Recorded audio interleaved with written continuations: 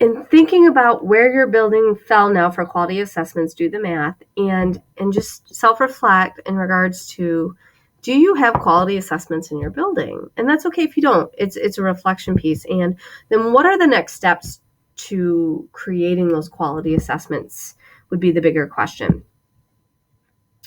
So there's a process in order to meet the quality criteria in designing assessments. I think a lot of times when we develop assessments, teachers take bits and pieces from here and there. Some of them don't even align them to the standards. They do it solely based on the instruction in their course.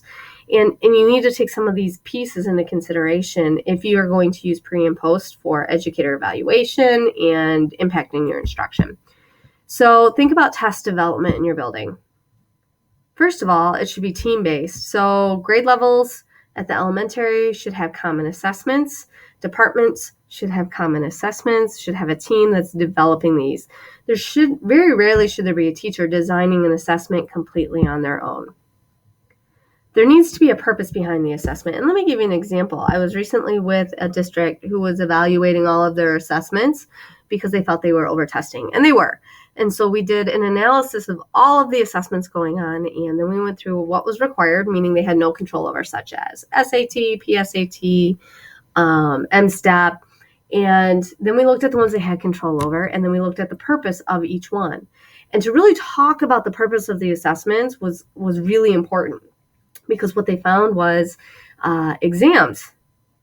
They weren't using the data. They weren't sure what the purpose was, other than preparing students for the next step in their mindset in regards to like college. And so they had some long conversations about whether or not they were going to actually continue exams, if they were going to do pre and post for each unit. What was the purpose behind that? So you need to have clear distinctions, and I'll provide for you in the Google Classroom data analysis, assessment analysis protocol that we use for school improvement that might help you have that conversation. So unpacking the standards, the assessments really do need to be aligned directly to your power standards and to your learning targets. And I think that's a step that's sometimes missed, unless you're using a tool such as Illuminate. Sometimes our in-class assessments that are designed by individual teachers skip this step. You need to ensure access to all students, and there's always an ongoing debate about what this would look like, especially with students with disabilities. And one of the biggest arguments that I always had when we talk about modifications and accommodations for special ed is, how is it impacting their access to the test? That's a question that you need to ask when manipulating it. The design of the test is really important, and we're going to talk a little bit more about that in these videos. And it's because a lot of teachers don't necessarily take into effect of having performance tasks on assessments, or making sure that there's written long essays, and what's the purpose behind those. So designing the test actually is something that needs to be taken into consideration.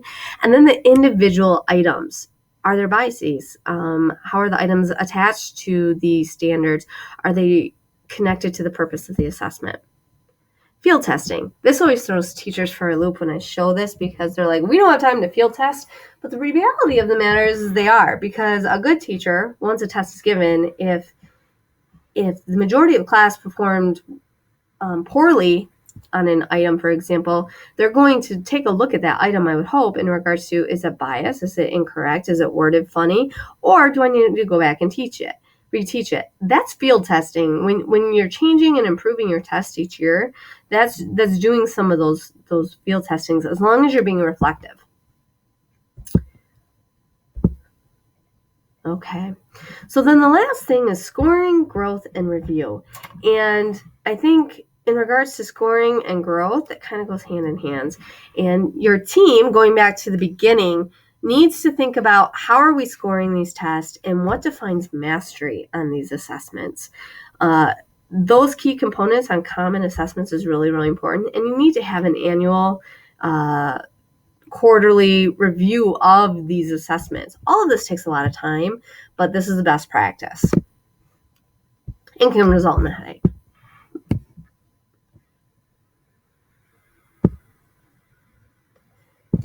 Okay.